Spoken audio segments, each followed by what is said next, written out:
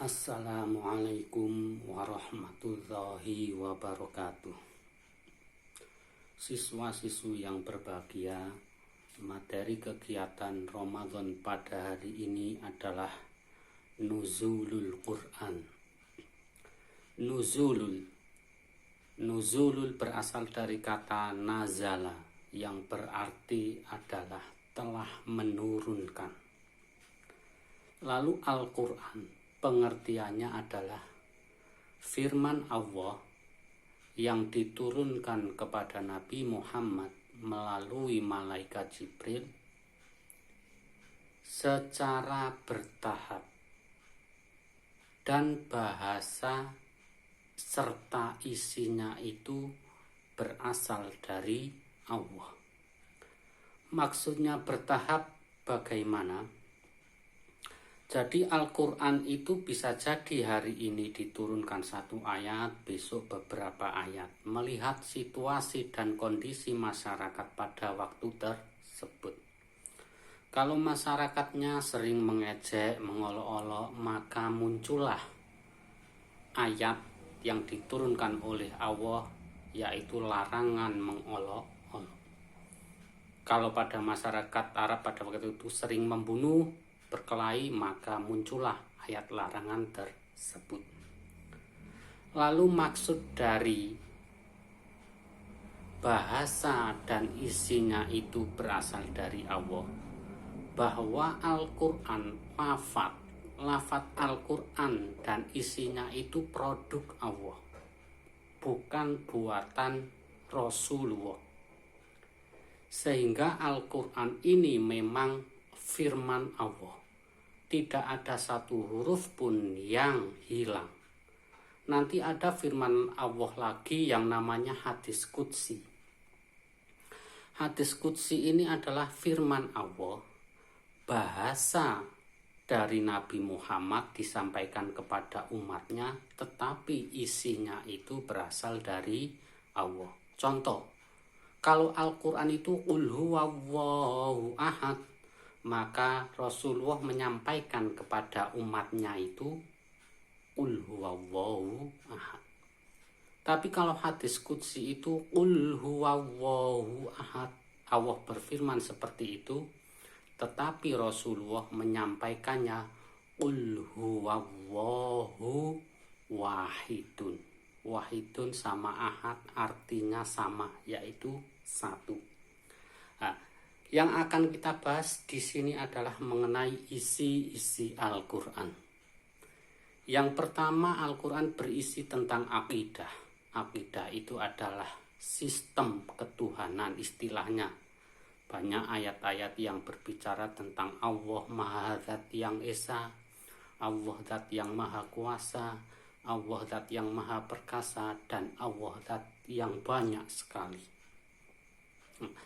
Lalu yang kedua, Al-Quran berisi tentang ibadah. Ibadah sholat, ibadah puasa seperti yang kita laksanakan ini, itu termaktub di dalam Al-Quran surat Al-Baqarah. Ya ayyuhalladzina amanu kutiba alaikumussyiyam ila akhirih. Sehingga inilah yang dijadikan patokan kita untuk beribadah kepada Allah.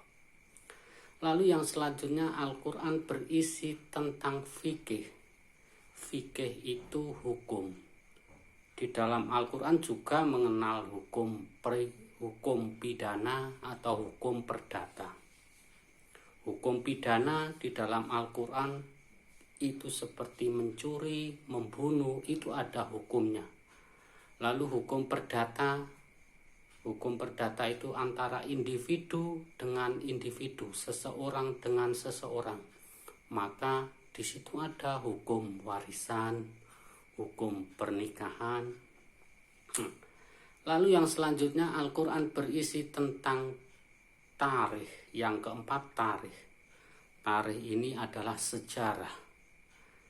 Al-Quran menceritakan orang-orang terbaik, nabi, rasul, dan orang-orang alim, ashabul kahfi. agar kita meniru seperti mereka.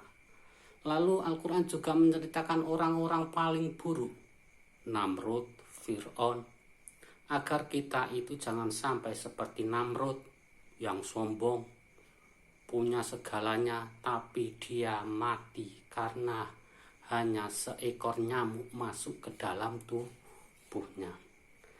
Lalu Al-Quran berisi yang kelima adalah Al-Quran berisi tentang ancaman bagi orang-orang yang zalim, maka itu masuk neraka.